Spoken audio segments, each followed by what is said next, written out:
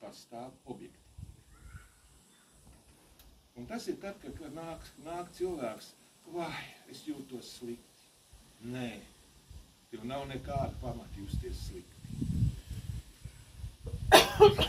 Un tas ir tas, vai ne, uz ko psihoterapeits, ja viņš tā atļausies pateikt, viņš savu pacientu vai klientu momentā pazaudīs. Ir jāspēj pieņemt, ka katra cilvēka subjektīvā pasaule pastāv objektīvi. Viņi vienkārši ir.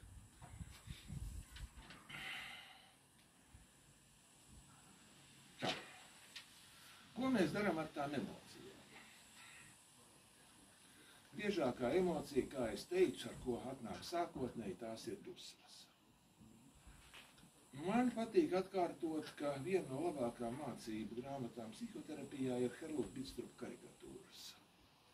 Savulaik katru latviešu mājās, 60. gadus, sākot no 60. gadiem, tās grāmatas bija, viņas tagad pēdējos gados atkal ir izdotas jau tādā kompaktākā formā. Un tur ir viens tas sižets, kas visbiežāk atkārtojas tādā vai citādākā formā, bet to parasti viss atcerās. Priekšnieks sabļaujas padoto. Padotais nav vainīgs, bet priekšnieks ir priekšnieks.